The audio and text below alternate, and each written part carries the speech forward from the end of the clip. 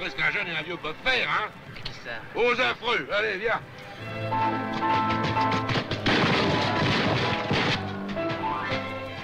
Gendarmes! Faites évacuer les femmes et les enfants! Je vais raser le littoral! Nous allons rayer la Normandie de la carte! Feu!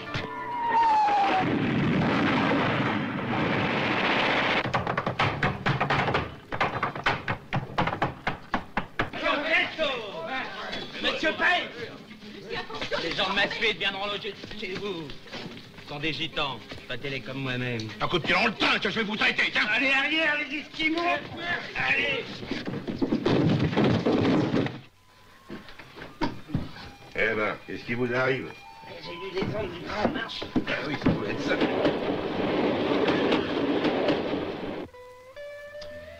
Je ne vous apprendrai rien en vous rappelant que Wango veut dire fleuve jaune et Yangtze-Kiang fleuve bleu. Je ne sais pas si vous vous rendez compte de l'aspect grandiose du mélange. Un fleuve vert, vert comme les forêts, comme l'espérance.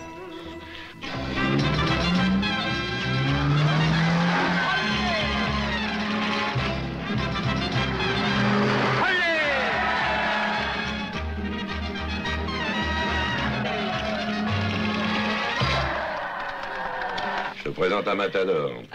Enchanté, monsieur. Et je te promets pas qu'il soit tout à fait authentique.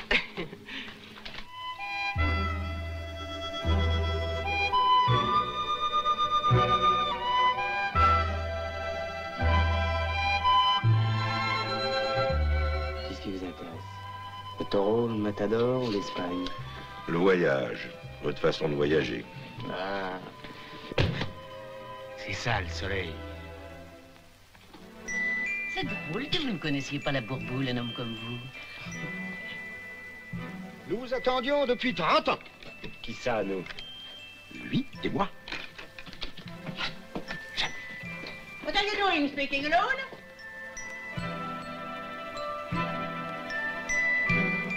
Toi, tu ferais bien de t'en tenir là avant que tes Espagnols t'en prennent. Monsieur Hainaut, si la connerie n'est pas remboursée par les assurances sociales, vous finirez sur la paille. Je vous dirai tous les deux un coup de pompe dans le train. Oh.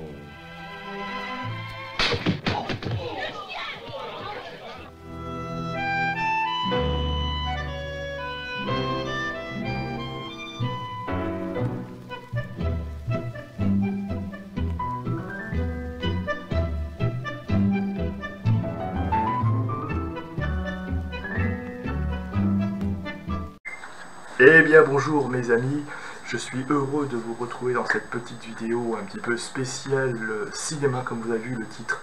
Je m'attaque à peut-être un grand monument, enfin pour moi en ce qui me concerne du cinéma, qui est Un singe en hiver, que j'ai ici en DVD et que je garde dans ma collection film de légende, parce que c'est tout simplement savoureux. Le cinéma, c'est aussi réservé parfois des petites pépites comme ça, qui appartiennent à notre patrimoine et qui sont toujours à regarder avec le temps, eh bien, qui font partie, qui transcendent les années.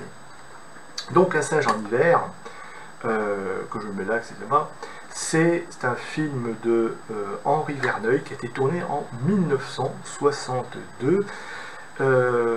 Donc avec au scénario, on a les dialogues de Michel Audiard, mais aussi Henri Verneuil lui-même, aussi François Boyer, et avec comme acteur un duo très grand duo pour l'époque, un duo de légende, puisqu'on a l'immense Jean Gabin et le jeune premier à l'époque, qui n'était pas encore connu d'ailleurs, Jean-Paul Belmondo, qui venait des films de Godard comme ça, mais aussi on a Suzanne Flon, on a Roquevert. C'est un film, on peut dire une comédie, ouais, mais un petit côté un peu dramatique comme ça, donc voilà, c'est adapté du roman d'Antoine Blondin, roman du même nom d'ailleurs. Et d'ailleurs, Antoine Blondin a aussi travaillé sur le scénario. Alors je vous dis un petit peu le synopsis pour faire un peu clair. Le film commence par un peu... on est en juin 1944, la France va être libérée, il y a un immense bombardement sur un village, et on a là-dedans voilà, qu'ils ont un petit, je sais pas, c'est une petite maison comme ça, c'est un ancien de la coloniale, comme on disait, qui avait fait l'Indochine, Albert Quentin, tout ça. Et puis, il vit tranquillement avec sa femme, comme ça, dans un petit village de Tigreville, en Normandie, qui existe réellement. C'est sur la route normande, si vous pouvez aller le voir, vous pouvez aller le visiter d'ailleurs. Je suis habitué maintenant moins, parce que c'est vrai que c'est un film un petit peu moins à la mode, donc voilà, mais vous pourrez aller voir le tournage. Donc ancien fusilier marrant en Chine, comme ça, il est avec sa femme Suzanne, d'ailleurs Suzanne Flon, qui a le même prénom dans le film. D'ailleurs, il a le même prénom aussi, non, même pas, non, Albert Quentin, c'est vrai que c'est le seul, bon. Et voilà, ils tiennent donc un petit village, il s'est reconverti. Marco, malheureusement, il a un petit péché mignon, c'est qu'il est accro à la bibine. Et bon, et quand il boit, ben, il se laisse reporter dans ses souvenirs de l'armée, de la guerre, tout ça. Et c'est peut-être ce qui l'aide aussi à oublier ces moments un peu qu'il a vécu, bref. Et puis voilà, bombardement, donc il fait le promesse, s'ils sortent de son bombardement, de ne plus jamais toucher à une goutte d'alcool. Et bien, après ce qui arrive, voilà, il s'en sort, tout ça, il tient sa promesse. Et puis 15 ans plus tard, donc on retrouve un petit peu nos héros, il est devenu sobre, on va dire, et jusqu'à ce que débarque certains jeunes hommes à l'époque, qui est Jean-Paul Belmondo, qui a peu à la trentaine à l'époque, même pas 30 ans, hein, jeune remuant.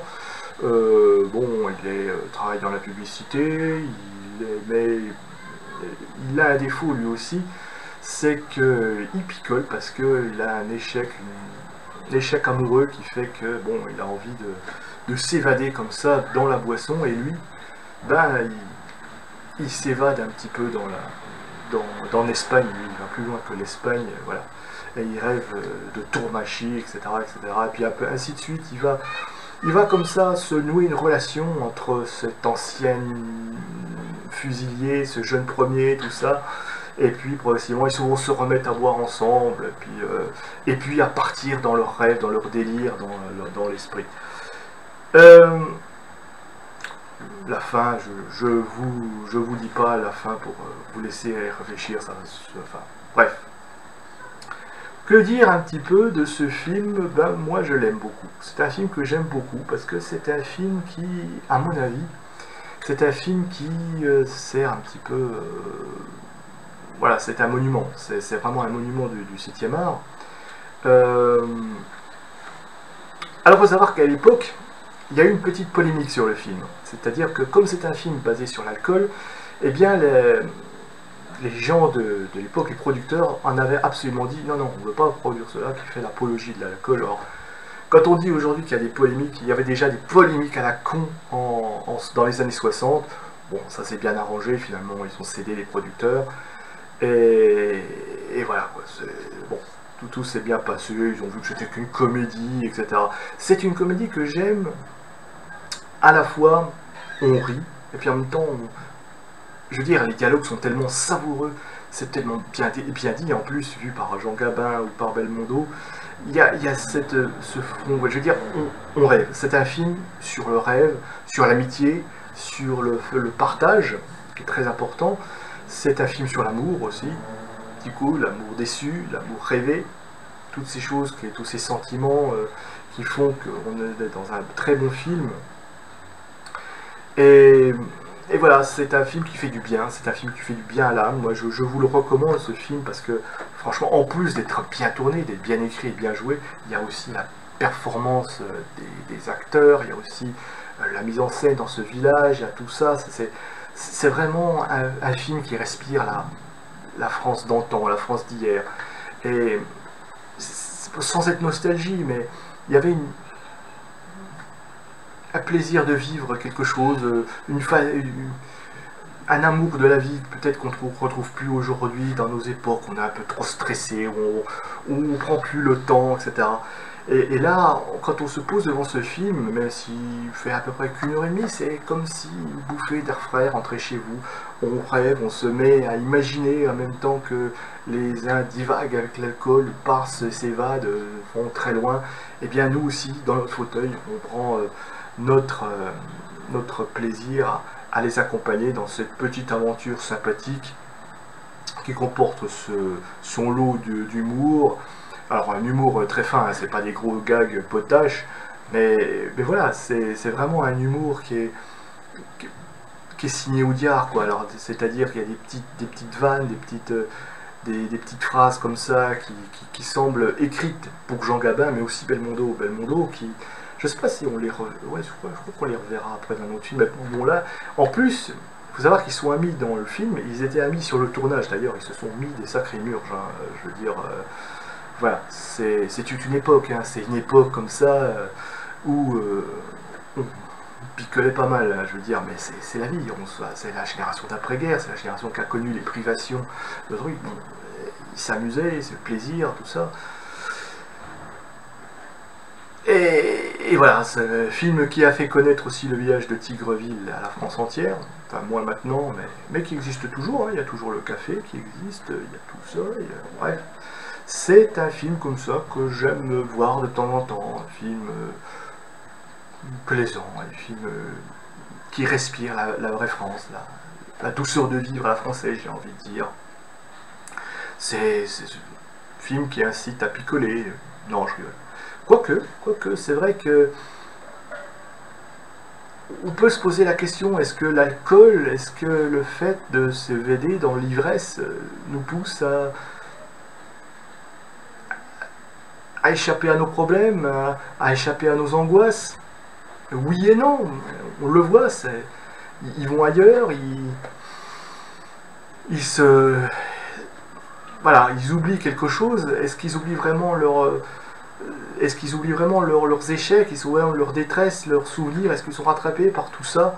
En même temps, c'est vrai que l'alcool, ça rassure, et puis en même temps, le problème, il est toujours là. Donc quelque part, on peut se poser la question, au-delà du film, bien sûr. Après, voilà, c'est un film où justement le plaisir prend le temps d'une ivresse, mais juste le temps, quoi. C'est-à-dire que les problèmes sont toujours à régler. Bref, mais c'est vraiment très bien joué. Je vous encourage à revoir Un sage en hiver. Hein, la bande-annonce est juste énorme. Si vous avez vu au début de la vidéo, c'est toujours un plaisir de voir ces vieux films comme ça. Maîtrise de la caméra, maîtrise des dialogues, maîtrise des acteurs, tout ça, très bonne direction artistique. C'est pour moi, c'est ce que j'appelle le patrimoine cinématographique français, celui qu'on transmet aux enfants. Et c'est vrai que c'est un film, je veux dire, vous pouvez le voir quand on a 10 ans, même encore aujourd'hui, je veux dire, c'est intemporel, c'est vraiment intemporel, c'est vraiment, ça traverse les décennies. Moi, je suis pas né avec ce film, hein, en 62, j'avais moins... Voilà, j'ai beau avoir 47, 48 à la fin de l'année, je veux dire, moi, j'ai pas... Et pourtant, ça m'a parlé, ça m'a ouvert l'esprit sur une réflexion sur ce qu'est l'imaginaire. Est-ce que le recours, est-ce qu'on a besoin de boire pour s'évader, est-ce qu'on a besoin de s'enivrer aussi de nos rêves, etc. De toutes choses comme ça qui font que ce film me fait du bien chaque fois que je le vois. C'est un des films aussi qui me fait du bien, au-delà de choses, peut-être, je sais pas si c'est le meilleur Audiard, mais en tout cas les dialogues sont vraiment très très bons, très très bons. C'est aussi adapté du roman d'Antoine Blondin qui a travaillé sur le film, donc aussi au point de vue de la langue, on voit qu'il y a une maîtrise derrière. C'est toute une époque où on était un peu plus littéraire, où les gens venaient au cinéma pour voir un bon film, et en même temps pour le plaisir des mots, déclamés comme ça par des acteurs de renom. Gabin qui était très populaire, Belmondo qui faisait son apparition dans le cinéma d'auteur, hein. Il a commencé quand même avec Un bout de souffle de Godard, et là il arrive dans une comédie, on va dire, populaire oui, mais populaire dans le bon sens. Voilà, c'est la rencontre comme ça, un peu père et fils quelque part. Relais aussi, vieux qui transmet un petit peu la vieille génération, la nouvelle, montrer que, eh bien, quelles que soient les générations, quelles que soient on peut transmettre quelque chose, on peut arriver à, comme ça, vivre un instant, se rapprocher autour d'une passion commune, enfin, fût-ce l'alcool, quoi, mais ça peut être autre chose comme ça, qu'il n'y a pas de lien qui doit se distendre entre génération d'hier, génération d'autrefois. On a tous, quelque part, on peut avoir des points de rencontre, des points de dialogue, c'est peut-être ça qui forme quelque chose de bon. Donc, Sage en hiver, d'Henri Verneuil, en 1962. Je ne sais pas s'il est disponible, moi je l'ai en DVD, peut-être qu'il est disponible en Blu-ray, vous pouvez voir. Peut-être sur des plateformes, Salto peut-être, hein, puisque c'est une plateforme un peu spécialisée comme ça dans les films français. Je vous encourage à le regarder, parce que c'est quand même un monument cinématographique français avec 2 acteurs de légende, une histoire que somme toute plaisante. Je vous ai dit toute une réflexion un peu sur le plaisir, l'instant, sur l'ivresse, sur beaucoup. Qu'est-ce que l'ivresse d'ailleurs? Toutes des notions philosophiques qui peuvent nous amener à nous évader, bref. Bref, et puis aussi un bon plaisir, un bon moment de cinéma, avec une bonne bière, avec une bonne choucroute, même en été. Et puis voilà, prenez le temps de vivre, prenez le temps d'aller au cinéma, prenez le temps de regarder des films, de lire des livres, de vous vider la tête avec beaucoup de choses comme ça, et puis d'éviter l'essentiel, hein, d'éviter les petits tracas quotidiens. Le cinéma est fait pour ça, pour s'évader, la culture aussi. Bref, sur ce mes amis, je vous dis à bientôt, bon visionnage de ce film, et on se retrouvera ensuite peut-être dans d'autres lives ou dans d'autres vidéos, peut-être en vrai, si jamais vous avez envie de me rencontrer, qui sait. Sur ce, à bientôt et au plaisir.